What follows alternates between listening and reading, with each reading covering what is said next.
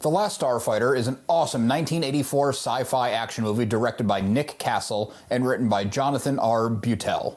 This is an incredibly fun watch, but also has a larger implication on the medium itself. The Last Starfighter is infamous for pushing the boundaries of computer imagery along with strong practical effects. Alex Rogan, played by Lance Guest, is a teenager stuck in a trailer park with his family. He wants to go away for college, but can't afford it. Alex escapes the reality he feels trapped in by playing an arcade game called The Last Starfighter. Little does Alex know, his metaphorical escape from his reality becomes literal. After hitting a seemingly impossible high score on the game, Alex is visited by Centauri, played by Robert Preston.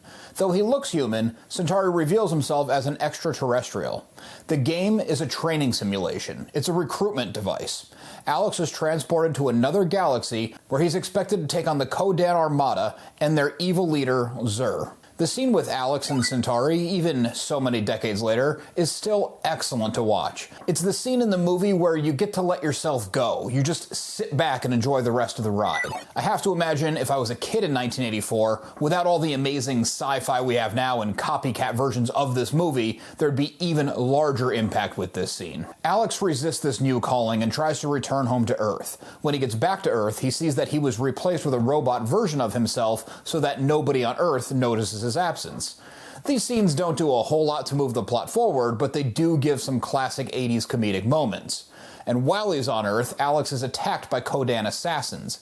The reality of the situation sinks in. Nowhere is safe from this threat. Alex returns to the Starfighter base. In his absence, the base had been attacked and most of the pilots were killed. Alex now accepts his role and teams up with an alien navigator called Grig, played by Dan O'Herlihy. This is another scene that isn't perfect in its execution by today's standards, but still strikes the right emotional chords with the audience. When Alex and Grig first take out a Gunstar, the really cool name given to the starfighters in the movie, the scene was a technical accomplishment when the movie was made, but also the culmination of who Alex has become. He's fulfilling his potential and on a path to literally saving the galaxy. Alex and Grig accept an assignment to use a prototype weapon against the Ko-Dan mothership itself. It's an incredibly difficult mission with a high chance of failure. Xur's forces are defeated, and of course, the good guys win. This climactic battle is another technical accomplishment and an exciting scene for the movie.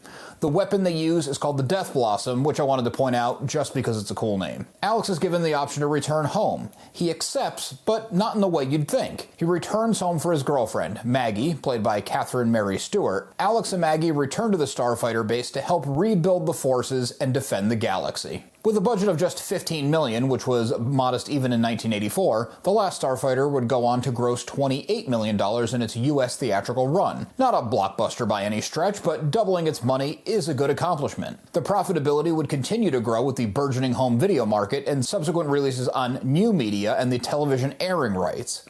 The Last Starfighter is another movie that falls in the category of cult classic. It's praised for its story, ingenuity, and computer graphics. It spoke to a generation growing up in the fairly new world of video games. It also speaks to a broader audience in that regular people are shown doing extraordinary things. With how incredible this movie is and the fact that it's widely loved, it's bizarre to me that there's no sequel. The rumor I always heard was that Nick Castle had some amazing deal with the studio where the movie was actually his property and he wouldn't let there be a sequel, remake, reboot, or whatever you want to call it now.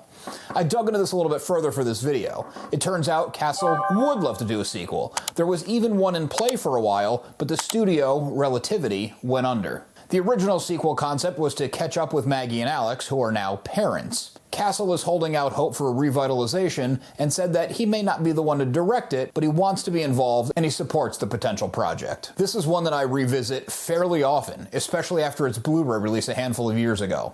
I think it's perfect the way it is, but I would love to see a sequel done with modern technology in the right hands.